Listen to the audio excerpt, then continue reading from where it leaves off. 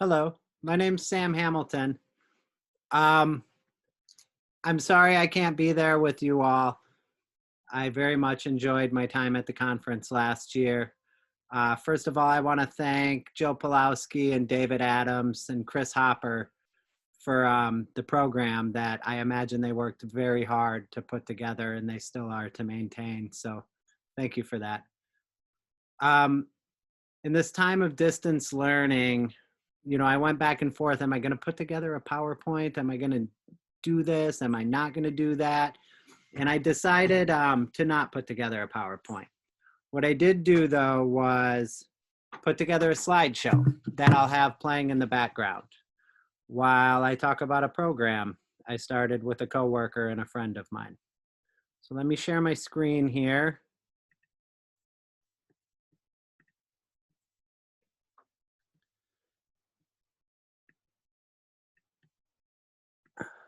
So prior to getting into this program at HSU, I had never heard of APE. I have a couple different credentials, and I was a GE teacher, and somehow I made it through all of those credential programs, attending professional development and things of that nature, and I had never heard the acronym APE, let alone what it stood for. So, but it was something that I naturally did. I was let down with the lack of opportunities when I was in school to go outside, to be outside. We might get to go out once a year to read a book or something on a nice spring day. And I was teaching at a school in Arcata, California, up here in Humboldt County. And one year, the lead teacher, I was still a student teacher at the time, asked me if I would be willing to take a bunch of kids backpacking. And I said, sure, why not? So the resource teacher at that school, the wonderful Miss Violet Hales, I asked her if she would be interested in that. I knew that she was a backpacker and that she understood the needs of students that aren't always addressed in schools. So we did it. We put together a backpacking trip, and it was a scary thing to do. I'd heard horror stories, and I have an imagination, and I could imagine all the possible things that could go wrong in a true wilderness area with what was on that trip about 20 to 25 students. The school I taught at was a K through 12 public charter school. It was a Title I school, not a wealthy school by any means. And we decided to take 5th through 12th grade students. So anybody between the ages, between the grades of 5th and 12th could go on the backpacking trips. We did not talk about inclusivity explicitly because it was just something that both of us naturally, we lent ourselves to that. That was naturally what we did. So starting with that first trip, I would say on average, about a third of the students we would bring along with us had IEPs. With no explicit APE goals. There was no APE program at the school. None of the teachers there had heard of it either. And I won't say that changed. They've all heard of it now. There's still not an APE program, though APE needs are naturally addressed in the school curriculum. But it's not explicitly brought up at IEP meetings. So our program was inclusive by nature, and that was something we were both very, very proud of. We went, after that first trip, I spoke with Violet at length over the summer. I guess we actually didn't really speak that long. We wanted to do more trips. So we talked to our administrator about it, and she was fully on board, except of course for all of the things that an administrator in particular needs to worry about, kids getting hurt and we were fortunate in that that's what she was concerned about. She wasn't concerned in all the legalities around that. She was just concerned plain outright with students getting hurt, and the school playing a part in that. But nonetheless, she decided to allow us to do 3 trips a year. So we would do 1 trip in the fall, 1 trip in the winter, usually February or early March, and we would do 1 trip in June. The first 2 trips would be 3 nights, Friday, Saturday, and Sunday. And the end of the year trip was anywhere from 8 to 10 nights. 5th through 12th grade students, and again, an average of about 20 to 25 on each trip. We, on one of them, I think the least number we ever took along with us was 9, and most was 34, which I can tell you from experience is too many students to bring on a backpacking trip. But a key part of being able to keep the program going for 7 years, in hindsight, I've realized is much like an IEP team. The administration, teachers, parents, and the students themselves. So for us, having dedicated teachers to take charge with the trips was a necessary aspect of it. And we were not remunerated for that monetarily. And I imagine that would be a sticking point in many situations. For us, we chose to look at it as that's 3 backpacking trips a year that we wouldn't have got to go on. And I can tell you after 7 years of these trips, while I still enjoy going backpacking alone or with, you know, family and friends, I would much rather go backpacking with 25 students. Some of the, I guess what Abraham Maslow would refer to as peak experiences, many of those in my life have happened on backpacking trips with students. So the parents, much like with an IEP team, the parents were absolutely crucial to a functioning program. 2 teachers in a wilderness area, 24 hours a day on some trips for 10 days at a time, could not maintain morale, a clean camp. So much can happen. So the parents were a key part. And we found that we had extraordinarily dedicated parents, because those were also trips they wouldn't have gone on otherwise. I would always tell kids, you know, particularly as they got older, if you like this, if you like backpacking, I can promise you, like there's few things that I can promise you. Many teachers might try, I'm not one of those, but one thing I can promise you is that you will never regret going on a backpacking trip, no matter how miserable you are, due to weather, due to lack of food, due to all the things that can happen. After you get home, take a shower, and wake up the next morning, you'll have nothing but the fondest memories. And then I would also tell them that, you know, the easiest thing in the world is to not go backpacking. And particularly for the older students, those with transition plans in their IEPs, you know, 16 and past, I would really try to tell them, like, if you like this, it's so easy to forget about all of this, about wilderness, about what it's like to be away from your phones, your PlayStations, cars in the street, the ability to just get a bag of Cheetos whenever you want. Everything that you feel on these trips, it's really easy to forget. And as you get older, life happens, and it's harder and harder to go on them. So around transition plans with those students who had IEPs and those that didn't too, all sorts of, I feel and they feel, because I've informally interviewed many of them afterwards, they feel in hindsight too that we're of great use to them. So as far as how backpacking trips explicitly can help goals, IEP goals, As I said, we did not have APE goals, but of course, a backpacking trip would apply to many of them. Academic, social, emotional, and behavioral. On the trips themselves, academics were not heavily stressed, other than leading by example. We had journals, write in the rain journals. We had journal times. We had journal prompts. Plenty of kids' journals were just, I did this, I did that, so-and-so did this.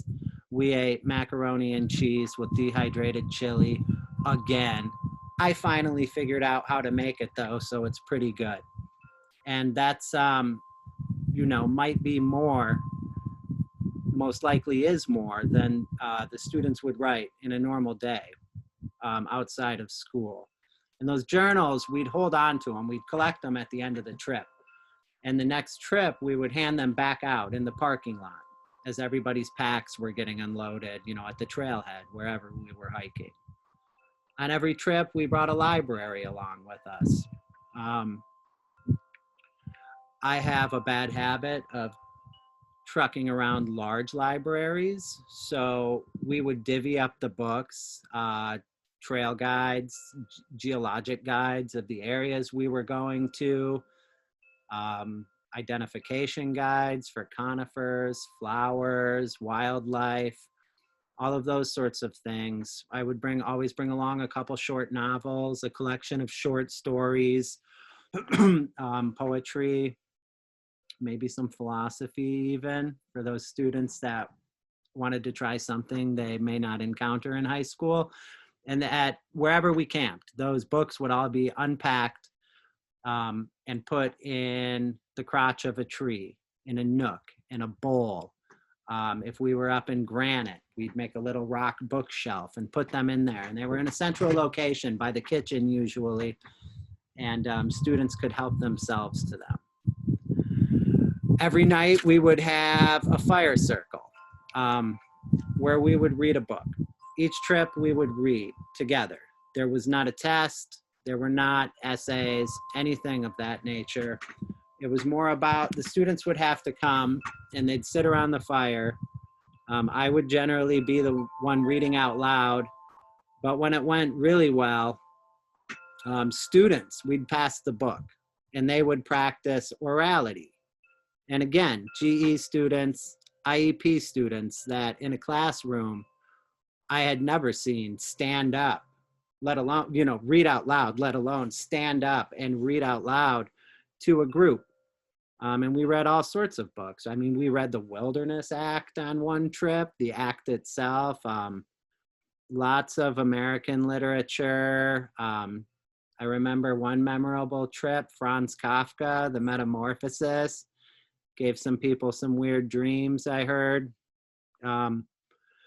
And then with the academic goals for students with IEPs in particular, where the most traction was gained with them from the backpacking trips was when we would return to the classroom.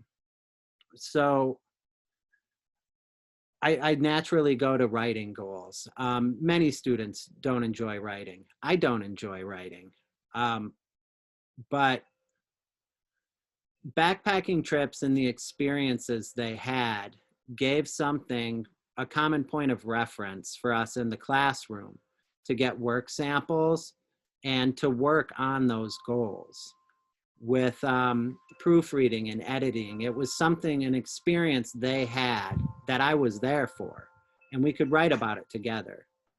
And for those that went on multiple trips, because many students did, as you might notice from the slideshow that's playing, many students went on all 3 trips for multiple years in a row.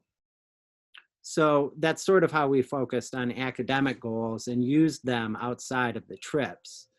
For social emotional goals, you know, on backpacking trips, myriad emotions, myriad social dynamics with friends. And I don't know, I don't even like sharing a tent with my best friends, and I'm a grown-up. Like it always leads to problems. So the growth that I've seen students who had goals having to do with social emotional behavior with the other adults on the trip, And then mixing into that, you know, here on the North Coast, it rains a lot. That February trip, the one we did in the middle of the year, I've seen out just flat out misery, some of the stuff I've seen with humans. And I would always explain it to them like, I had a buddy that called this setting your latent misery index. Like for the rest of your life, you have this moment to look back on and say, hey, it's not as bad as this one time I went hiking on the Lost Coast in February, excuse me, and it rained for 4 days straight. So having the opportunity to do social emotional goals in adverse situations like that, I have seen lead to stellar, almost I would say irreversible growth.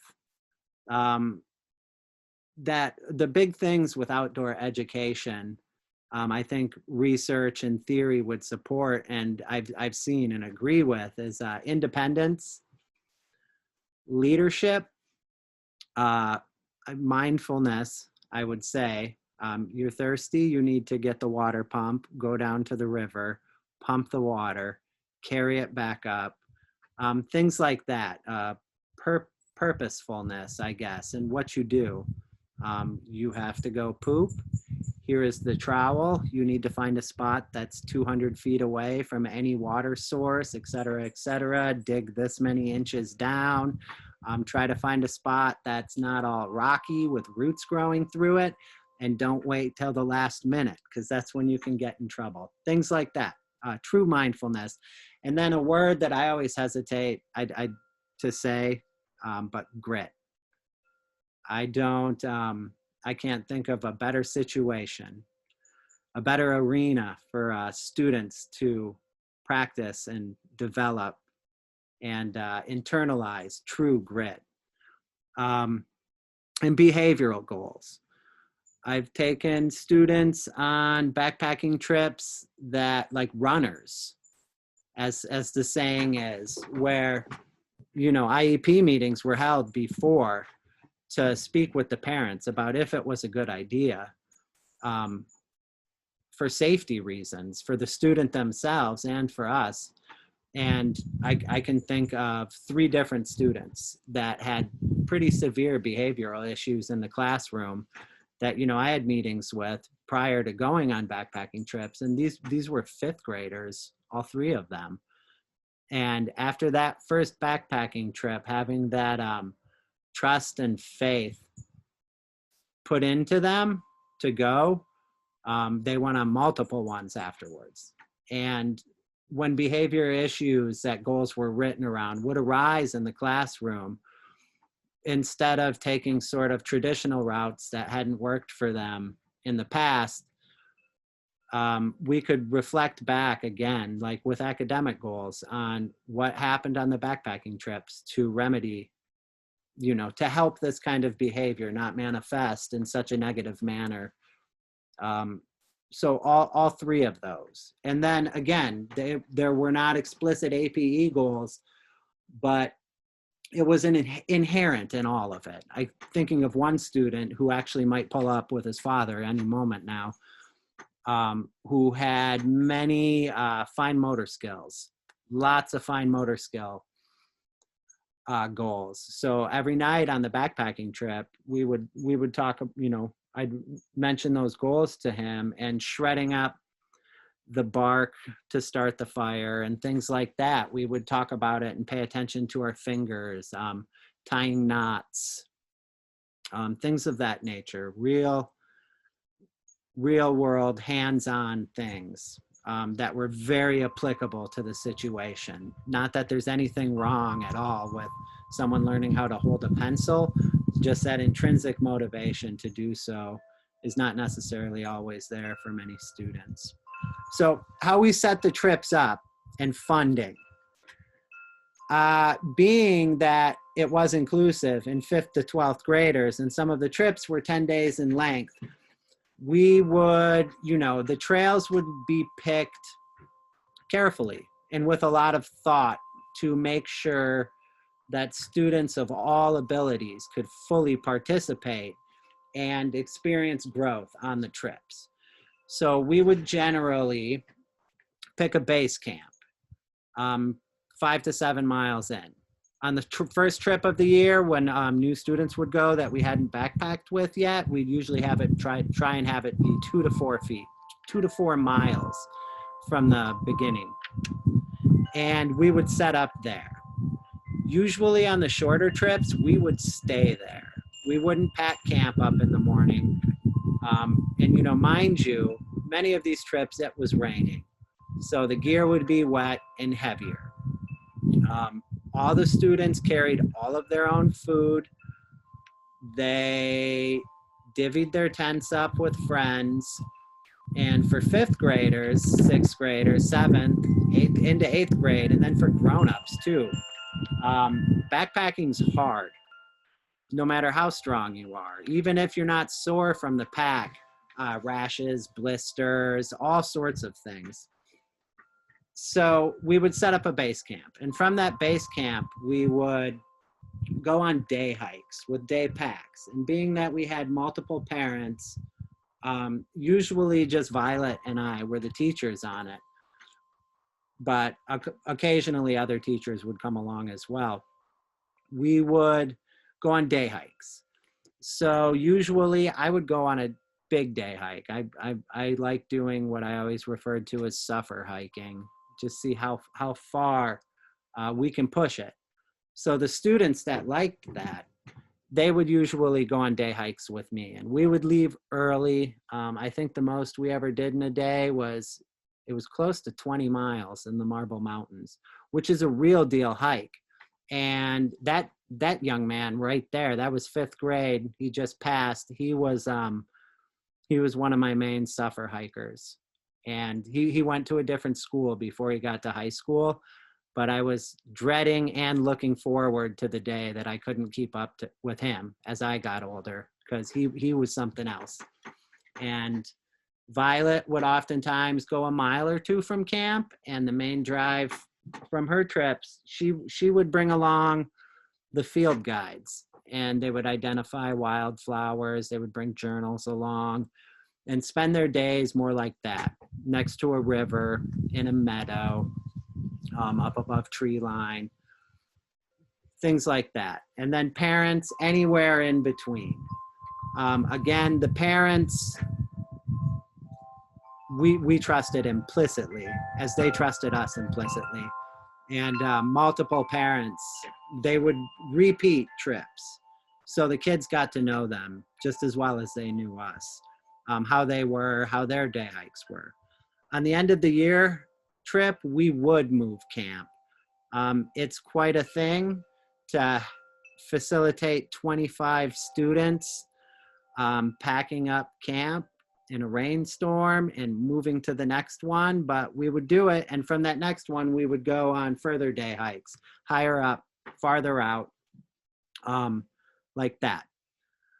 You know, for water, we had our camp bags, and every adult on the trip had individual water filters. So when they did sally forth on their day hikes, they could filter water and make sure everybody stayed hydrated throughout.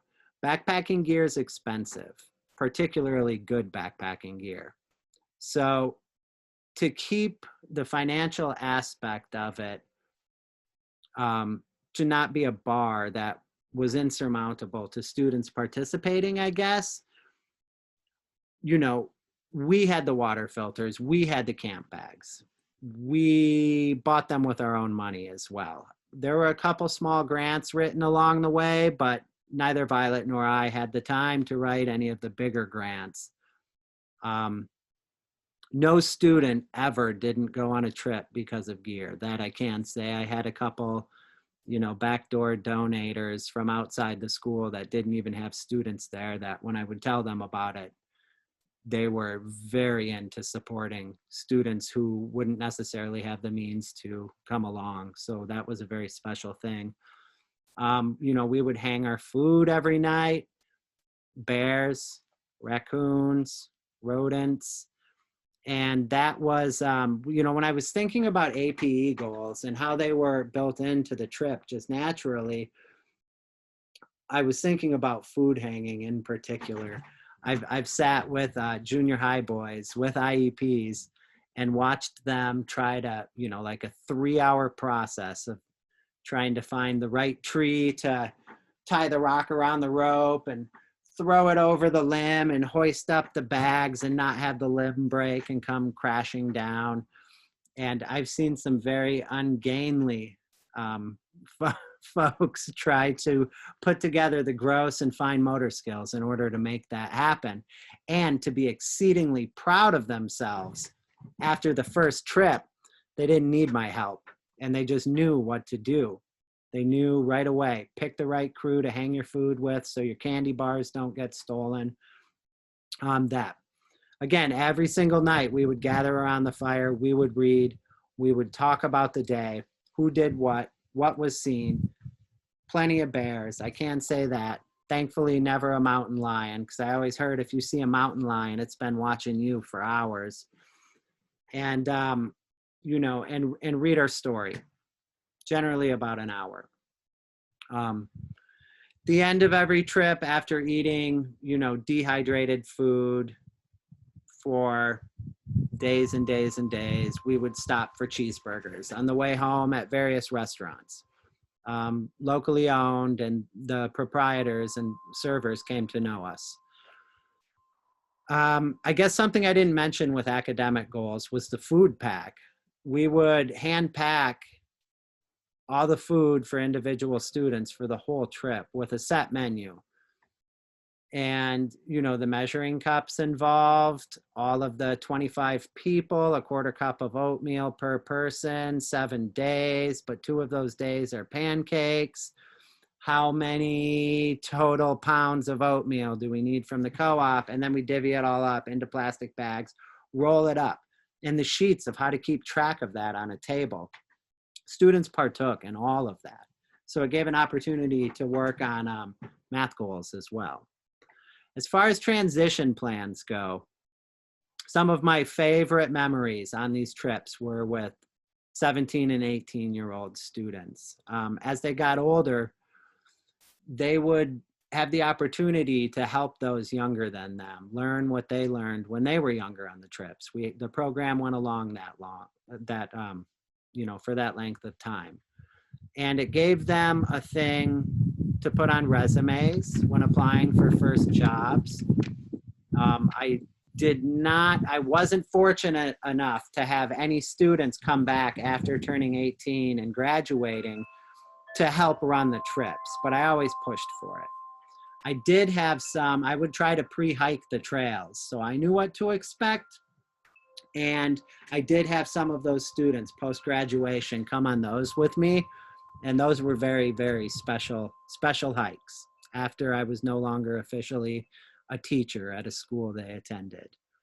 And as the program developed, we began doing weekend day hikes before each trip. So on a Saturday, if students were interested and their families, and many were, we would go for a 9 to 11 mile hike usually on a Saturday, sort of to stay cohesive as a group and prep for the upcoming trip. And this was an opportunity. I was never fortunate enough to have the opportunity to take any students with physical disabilities. You know, the first thing that pops to mind is a wheelchair. But the way that we set the program up, that was something we would have been able to do, whether on those day hikes or based on the trails we chose for the multi-day trips. So that was something that we built into the program as it went along. In closing, to reflect a little, I've talked to many students about this because, you know, as I get older, I'm worried that I just don't know what's going on anymore. Like, oh, the music was better when I was a kid, that kind of stuff. And it turns out that I wasn't wrong. It was an amazing opportunity. And you know, many students that went on to bigger schools, often after junior high, their parents would get in touch and ask, like, please, can my child still go on these backpacking trips with you? And the answer was always no, for a variety of reasons. But they were always invited back after they were 18 to be a leader on the trips. Talking to the parents, they had said it changed their families' lives. For a few of them, they had thought something that was an activity that would not be available to them with young children.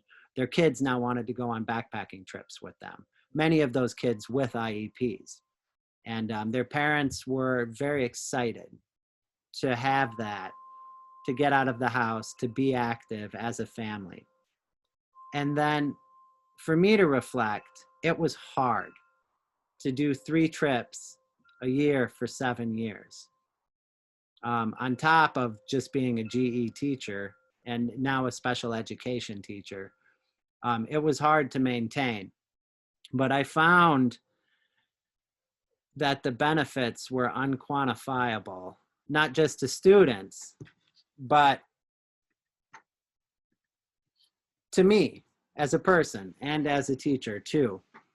And as I said at the beginning, I still to this day would much rather prefer to go backpacking with 20 to 25 students, not 34, and share that with them and have them share their learning with me.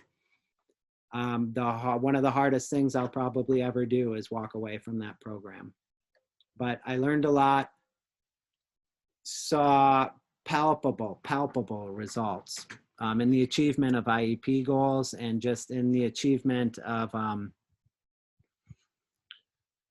having a human experience in the world around us. And it was hard, and I'm going to wait to start one at my new school down in Southern Humboldt. But when the time is here, you know, I know how to do it better and more thorough. And I hope that if any of you have any questions or curiosities, or just want some insight maybe about what could be done in your current situation, please don't hesitate to get in touch with me. I would love to speak with you. My email is samhamilton266@gmail.com. Thank you.